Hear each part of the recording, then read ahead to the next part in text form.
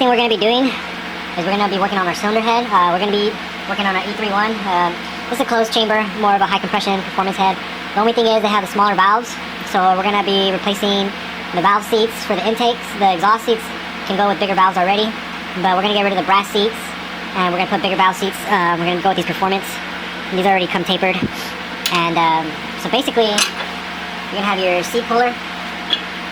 You're going to get it right here underneath this lip. Oh, we're going to go for underneath this lip, and then we're just going to pull these seats out.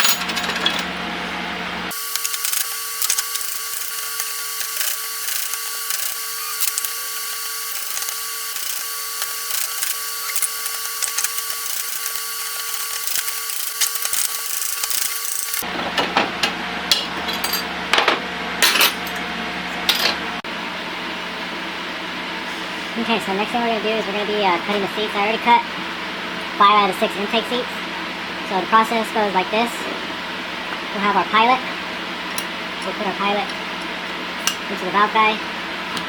Move our anchor base system. Like that.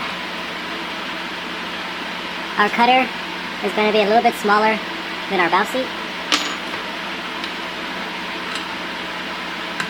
I like to go make sure that it spins. It's not going to hit on any bumps, because sometimes when it hits a bump it could chip the cutter blade.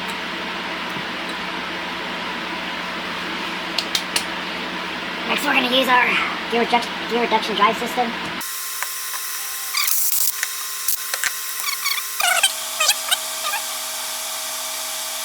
Once we got our height set, then we're going to lock.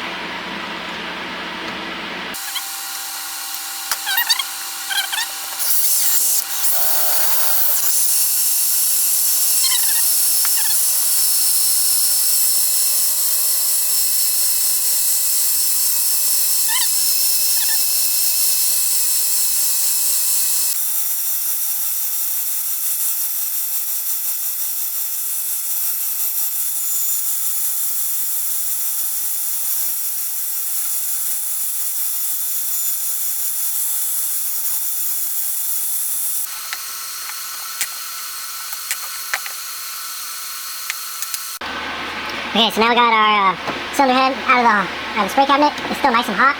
This is what I like to do when it's nice and hot. I like to put the seats in. That way the aluminum is expanded already. We're going to use our pilot from before. And we're going to use a set punch.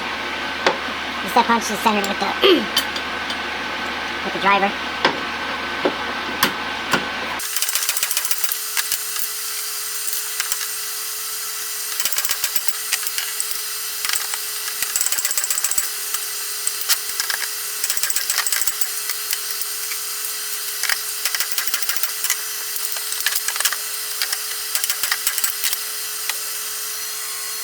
The next process we're going to do would be do a little bit of porting.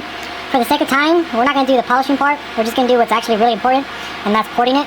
So we're going to do some port matching. We put our gasket on and we traced it, so you can see how much material that we need to take off.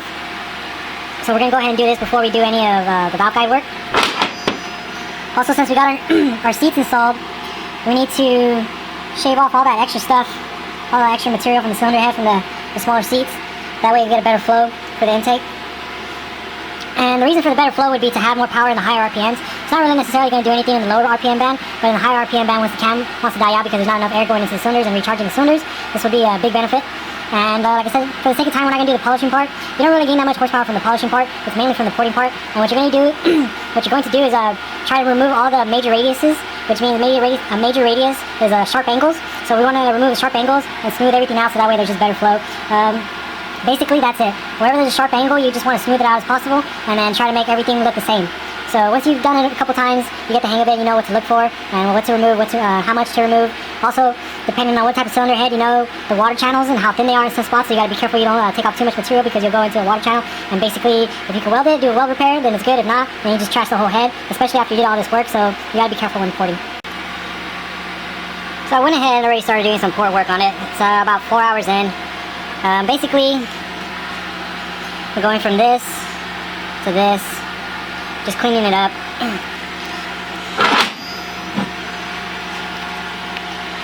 Get some more lines. So, like before, just opening it up, taking out as many radiuses as we can. mainly from the bottom side, which is right there. There's a huge lip. I'm gonna get a flashlight.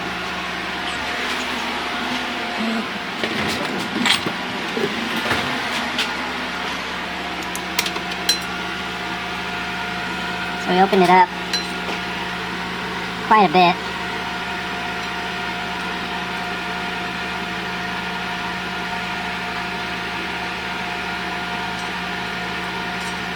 Same thing with our exhaust.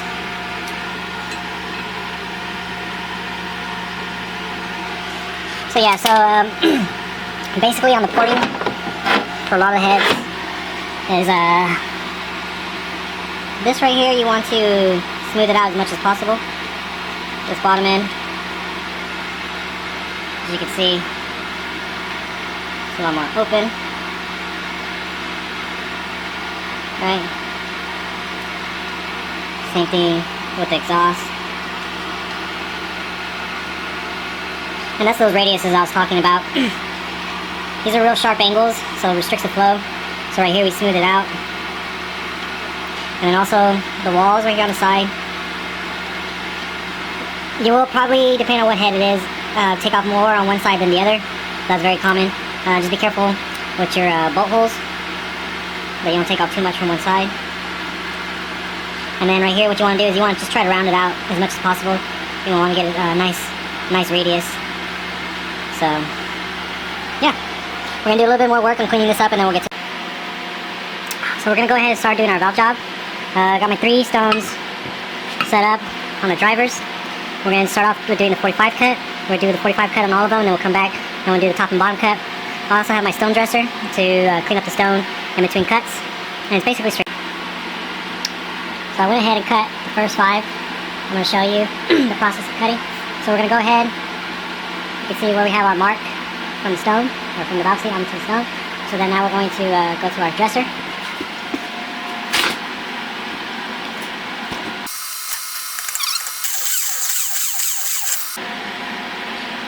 So looks like we go a little bit more.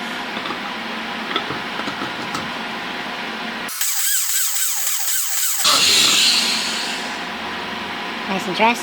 For this, you don't want to go fast because it's going to give you a really rough finish on the stone. So just nice and slow. Consistency is what you want.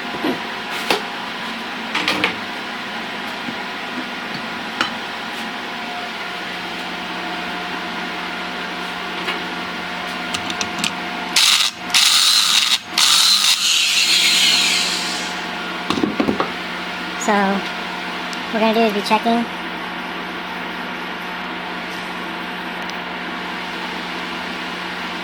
cut. So we have cut right here, but there's nothing over here. So we gotta cut a little bit more.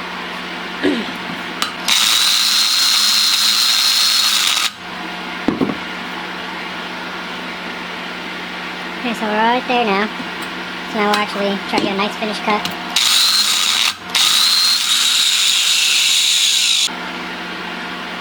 So for the last, when you want to get a nice finish, what you want to do is you want to press down, take the weight off of it.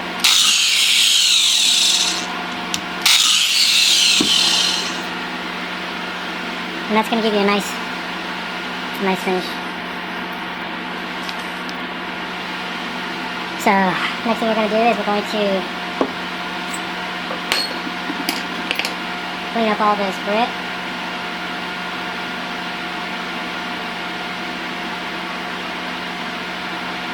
And we're going to reapply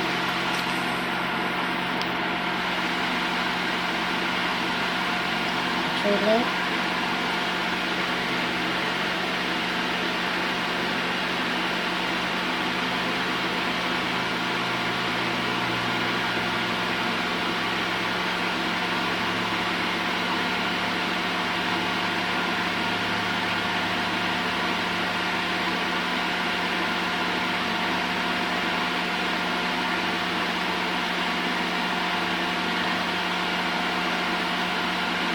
And then we're going to start with our 60-degree stone and then repeat the process. Go back, I'm going to go with our 30. We just spaced it.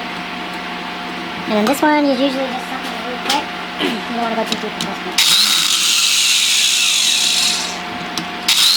our 3 angles cut again.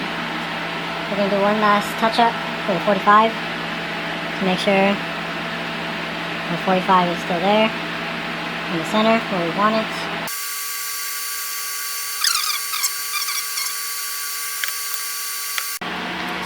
So we had already gone, and we're doing our cuts. As you can see, that our 45 is right there, where there's no paint mixed up, or paint, magic glue or dye. So for this process, this is very delicate because you don't want to be going back and forth, touching up your angles. So it's very light. And you want to check,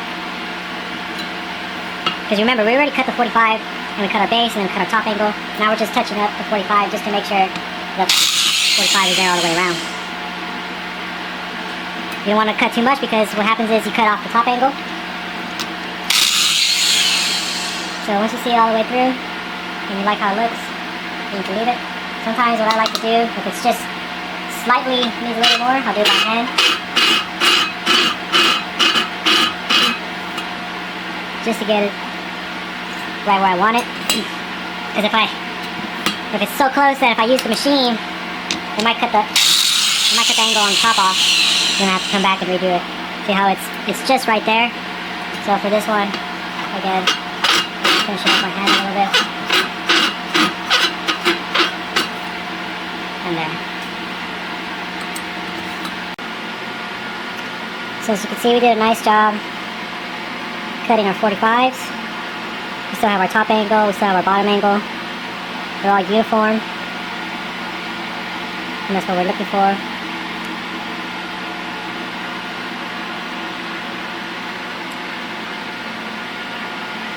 So we'll be doing this process over again for the exhaust. So for our exhaust, we're going to be opening them up because we are putting bigger valves. So basically what I'm doing right now is this. That's the old 45. And with my 60-degree cutter, I'm taking off all that old 45. And that's how about far I'm going to go, because I'm going to go, I think we're going 10 millimeters bigger. So that's about a millimeter on each side that we're taking off, so that's our 2 millimeters. Okay, so I got tops and bottoms cut. I got my blue on, and I'm going to cut my 45.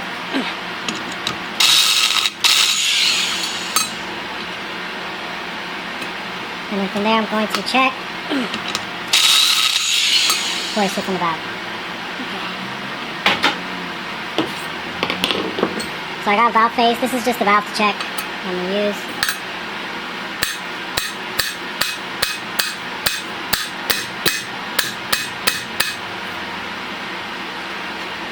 And a little bit high around the top. So that means that we're going to have to widen the seats again with our 60 and then redo the process.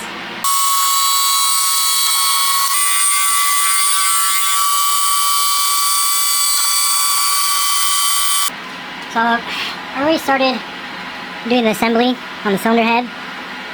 We're going with some new 280Z style valves for the intake and exhaust. We did the new seats already, we cut the seats, got it surfaced, and now we are doing the assembly. So, got it going already. You need these washers. And that's because the cylinder head's aluminum, and the springs are obviously steel. The steel springs, if you don't put the washers on, it's going to dig in and cut up the aluminum, so that's why we need these washers.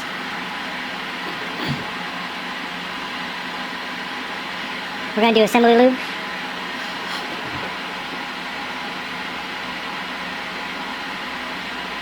So we'll put a little bit inside the guide, get our valve.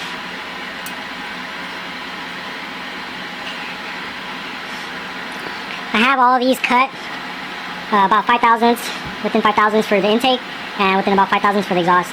So my intake and my exhaust are set about the same height. Some people, they set everything at the same height, and some people set the intakes and the exhaust at the height because it's just a height difference, and it's just easier sometimes just to set all the intakes the same and set all the exhaust the same. So